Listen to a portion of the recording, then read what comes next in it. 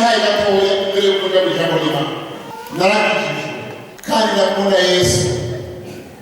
Nakiriye Yesu nk'umwami n'umukiza w'ubugingo bwanje umwaka w'1980 mu mpera zabo. Ariko nagomba nababwira igihe nakira Yesu Kristo nk'umwami n'umukiza nari isanzwe mu ishengero, navukiye mu ishengero. Hanyuma Yesu anyiyereka, mu nyuma arampindura angira umwana wiwe. Imana ishimwe. Kuva nkijijwe muri uwo mwaka wa 80 niwo munsi nihaniye ko n'inzoga. Haciye indwi imwe niwo munsi iyo ndwi muri iyo ndwi yakurikiye nicyo gihe nakiriye umuhemu yera. Haleluya. Kandi nasezeraniye Yesu Kristo ndavuga nti ko mumenye umwami wanje mpisemo kuzomukorera bikomeye byoroshye. Haleluya. Nsubira inyuma gatoya. Yesu yiyeretse jewe n'umurobyi, ariko nari umurobyi atarakizwa, nari umuririmbyi kuva muri 78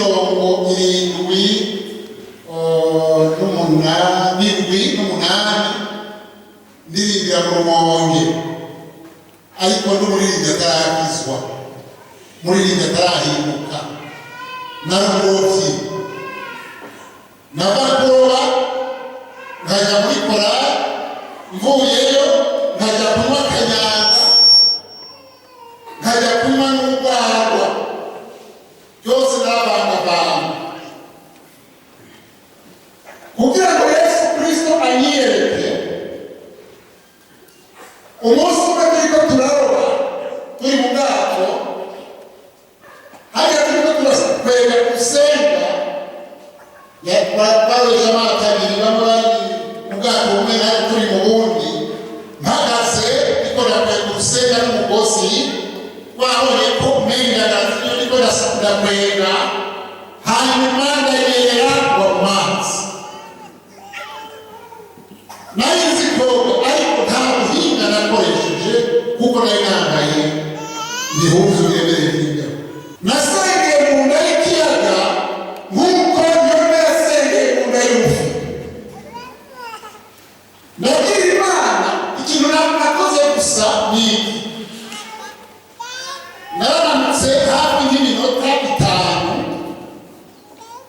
manuka mu mazi, ubona rero biduza kubera ibikoti nari nambaye byarase ko nduga ngo noge. Icyo nakoze nakunze impembe kugira ngo sisome ngo sisome amazi. Ntabwo gusengera umutima mvuga nti Imana niwankurayo nzogukorera gushika gupfa kwanje. Imana ntiyateze kumva. Haleluya. Imana ntiyateze kumva. Yakoresheje ubuhinga bwa simuye nabigengeje. Wamenye umuntu afashe ariyo munsi ino aratera, ndaduka kimwe kimwe nduge hagati y'ubwato, hanyuma abandi bwato bakibakwiye. Umva, nta buhinga nakoresheje nawe, sinabona nawe ndashoboye. Nari ngaha rero nigeze ngaha, si ubuhinga nakoresheje kugira ngo mve muri ayo mazi. Maze Imana imaze kunduza kantera hagati y'ubwato, mugabo mu mazi, ba bandi bari mu bwato baca baracakira, baraduza bashyira mu bwato. Bashyize mu bwato maze ikintu kiba, iyo umuntu yaguye mu mazi baca bahonyora ko kugira ngo amazi bahonyora umuntu amazi avemo. Harabubika inda bagahonyora hano amazi avemo, n'abandi bagaramika bagahonyora ngaha kugira ngo amazi avemo. Bagiye kugaruka ngo bahonyore kuri robe ntoya, n'amazi nayo nimuhonyoreko. Nasanze afise ubwoba budasanzwe. Bandi ati humura ndiho kandi atabara. Uwo munsi dushize ku musenyi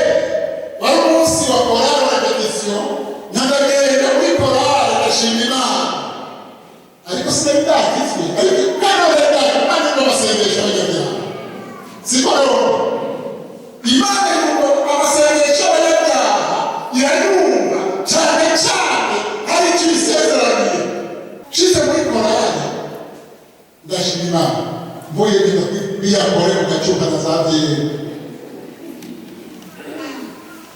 Ariko iyo korani yabaye ya nyuma naciye mva kuroba ngenda Bujumbura. Ngo murongere Bujumbura nta handi naciye imyakagarure ubugira. Ndashitse hari mu mpera z'umwaka wa mirongo irindwi n'icyenda. Ndashitse nicaye inyuma nkariya nicaye bariya bantu. Mwebwe mwicaye inyuma abariya bicaye inyuma. Reka nyine basa gutenda kuko muze hari imbere. Ingo nimuze nta kibazo. Muri muze kwa data. Nimuze mwitegere nimuze. Hanyuma nicaye inyuma abarindi batangwa kuri iyo ntara bataraka kuko akijijwe. None bambaye ubwiza bw'Imana. Nabitegereza ndibega isenga Imana yofasha kangabari. Wasebega yakizwe. Ariko ndakuringi munyakazi batangwa kurimba. Umunsi we ndagagarira ku ntebe y'Igatatu inyuma. Ndeyasogeza nzimbere. Ubundi munsi bicaga aho izo nezo hagati. Ndatanga ku ntebe y'imbere nkanegera umurongozi wa korasi ndakizwe niko murabyumva. Nabwiye mbega wo imbere nkaja mu baririmbyi. Ikora hari umuririmbyi mumo. Hanyuma yambwiye ngo muri iki kintu cy'abantu ngo tugiye gusenga tubaza Imana. Ngo tugiye gusenga tubaza Imana. Ikimana cyo tubwira tuzoza tukubwira. Ndafashwe. Sinarizi kw'Imana ivuga. Sinarizi kw'Imana ishura. Ndurera ndafashwe. Iroke Imana yavuga ko ndikorerwa sinzorara. Imana yaguha ku ngoma kuko ari igenda wasi. Icyo abwira kandi ukwezi guheze kandi kirikorerwa muri kubaruka. Ngo Imana yavuze ngo niwinjire. Nakuri mboneza ikirenge muri korale Imana izira inyota y'inzoga. Yesu ashimwe.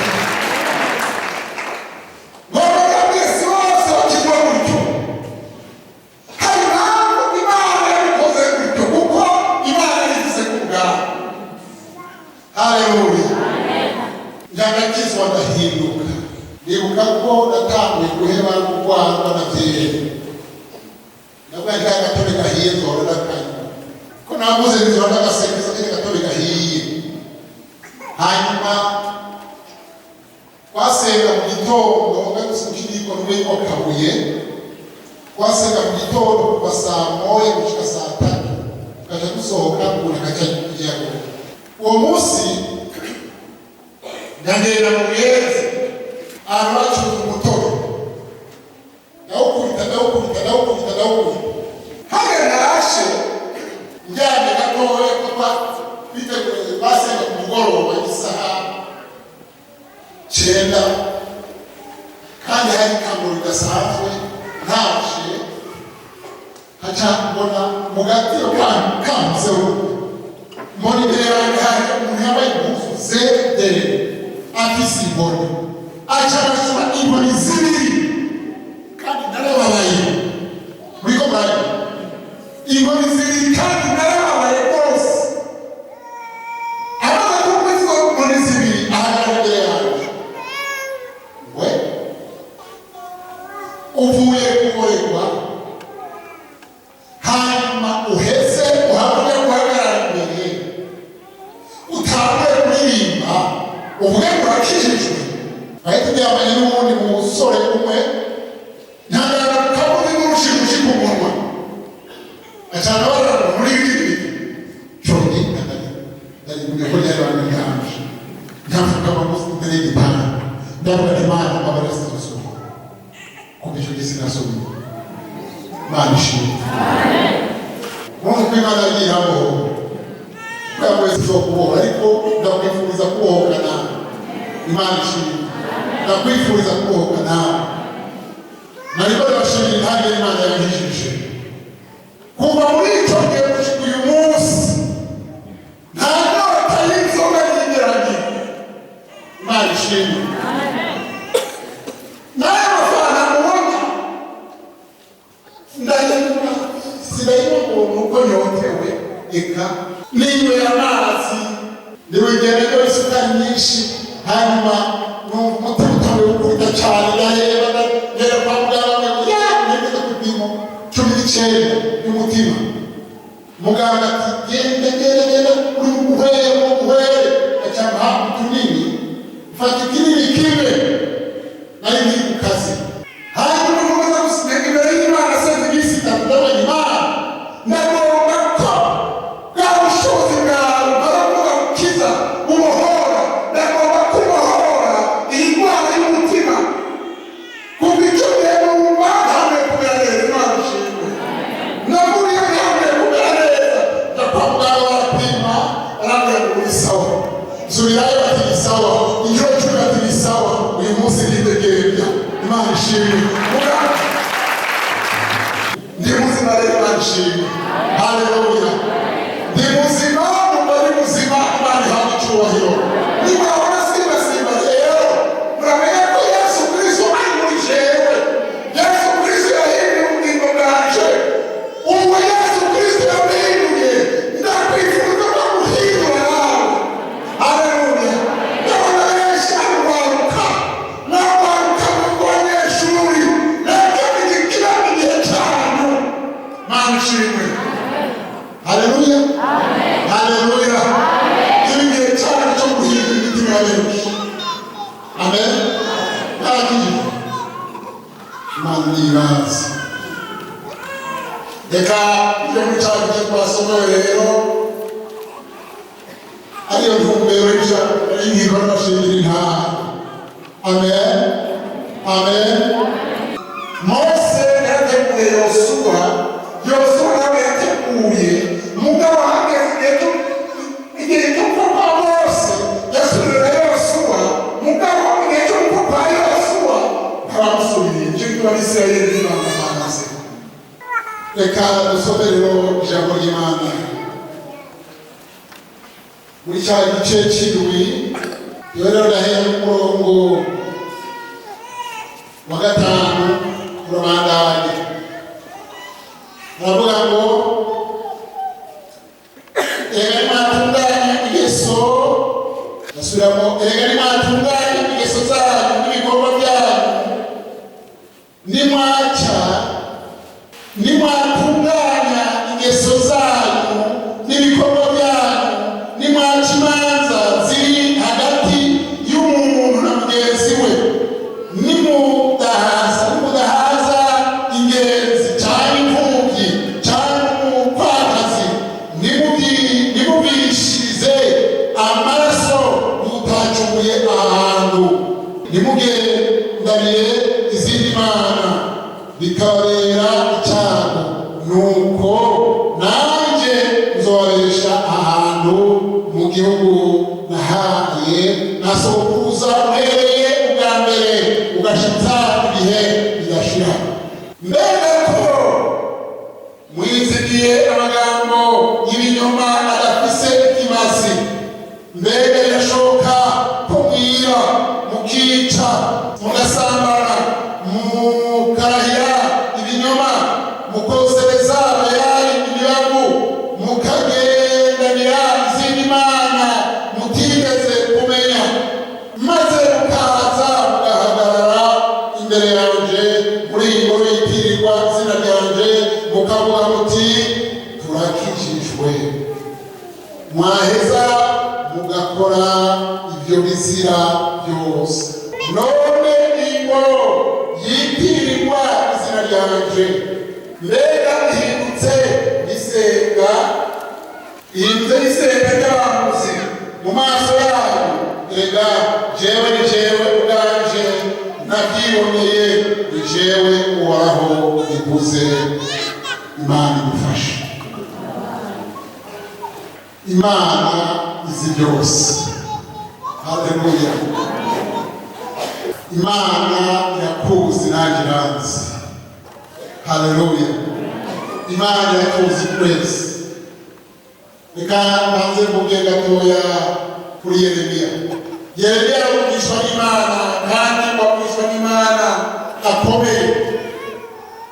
Ari wavugishwa n'Imana bakuru bane.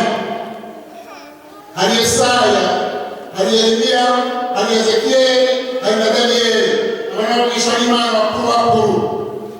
Kandi bakoze ibikorwa bidasanzwe, bakoze mu bihe bitari byose byari bikomeye. Yeremiya bisobanurwa ngo guhagurutswa cyane guhagarikwa. Yeremiya rero Imana yamuhagurukije, iramuhagurutsa kugira ngo imutume akore igikorwa cyayo kandi bitari byoroshye.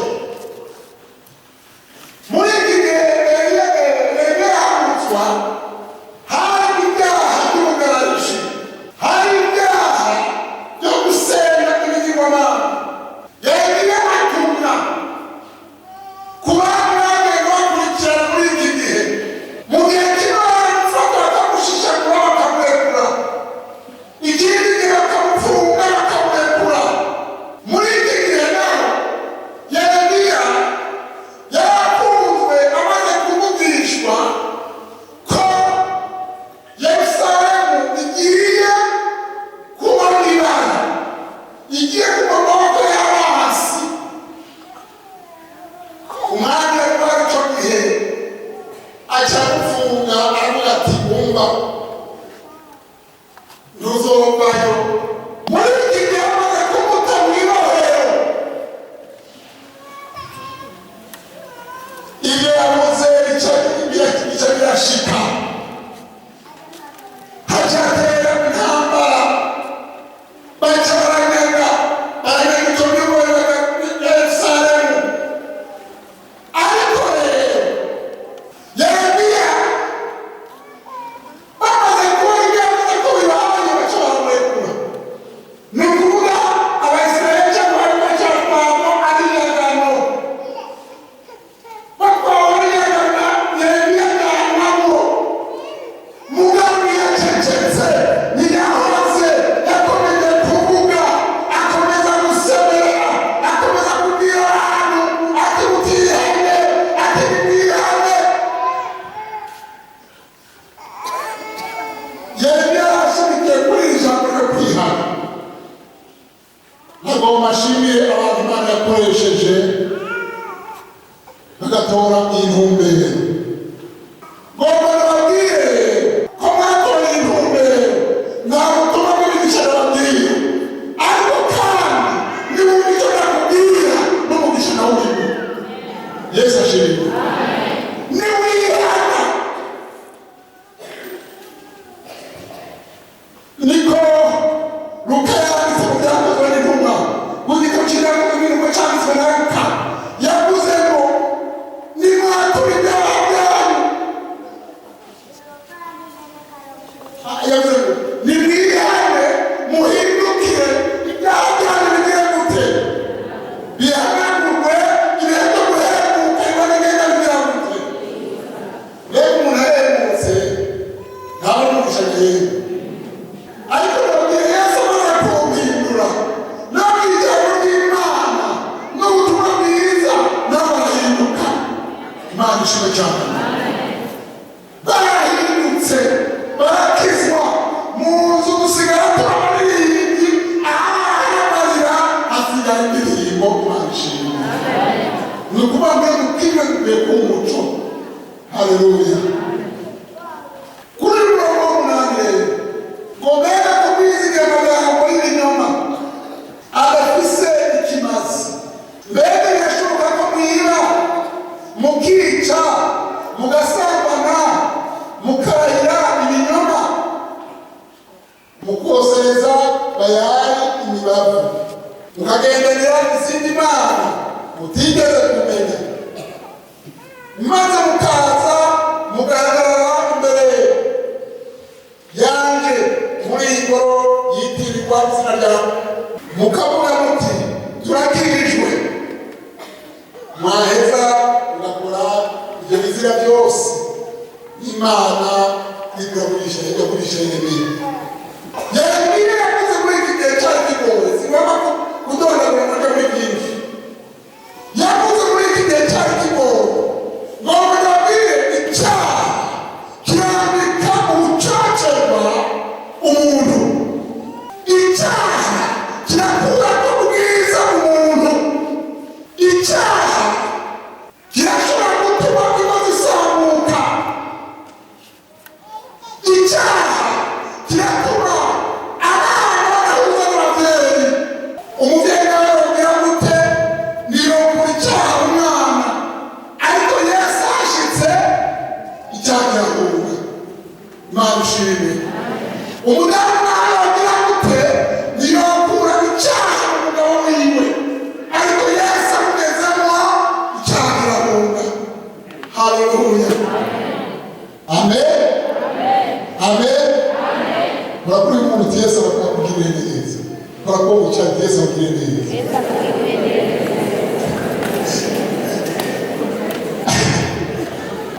Naiko ngahaye usanga yabiranga wishyurwa ku mugaragaro. Bibatumvikana. Hari imitwaro usengera mu ibanga, Imana ikayishyurira ahabona. Abantu batanga kubagiwe undi Imana itwara ituzi. Haleluya. Undi n'umutwara tubona. Yongera irinde.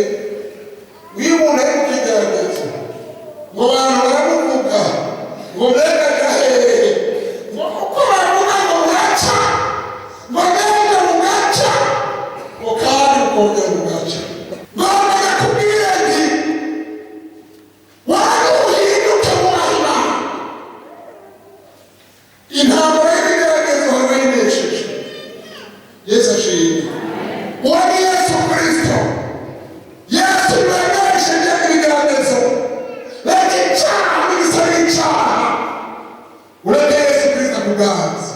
Urwaruka rw'umuntu batera isoni. Ababyeyi benshi baragira. Abasore. Amen. Tarika amaboko gusa. Tarika amaboko mwese wikorerwa. Mwese icengero gusa tarika amaboko. Tarika amaboko. Ntacyo ntibintangaje mwebwe byaho kubura gushinga bizi. Mwazindutse mwarayijeho kandi mwazindutse kumuza. Sigororo. Ntibintangaje n'agatoro bacako mwarayijeho. Mwazindutse muza ndabizi uko twahuriye aje muri komurazi mugatoro kambaye. Abasore n'abigeme bakirongera abagore agowe kuko guhura n'ababyeyi benshi bakubwira ingene abana babagoye imitwaro myinshi tugenda kwikorera y'abana. Abasore abigeme abasore abanyeshuri reka bakora. Imana ibaheze. Imana ibagirire neza. Ntimuzobe nk'abana bambara amapantaro akajya aciriye ngaho. Ntimuzobe nk'abana siko sibyo.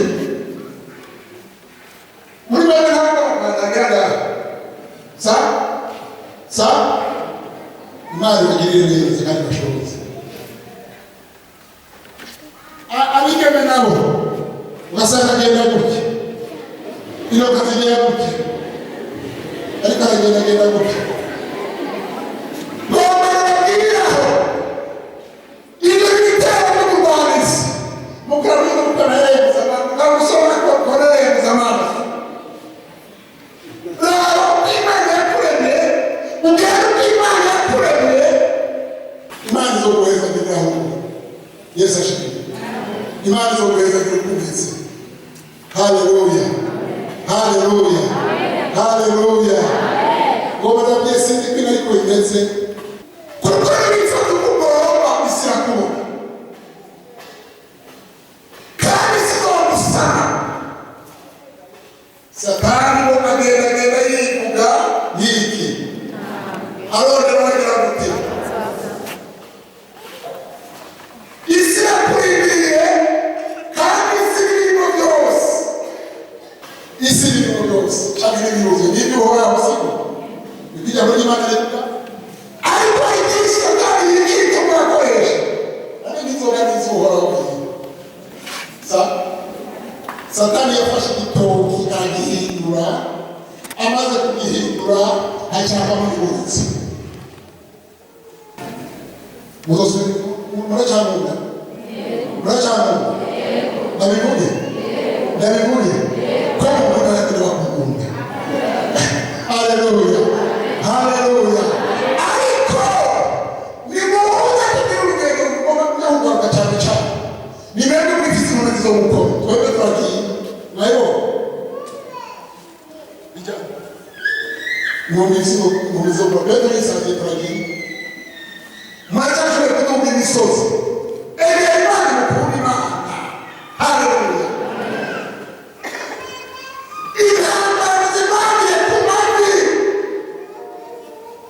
Wow.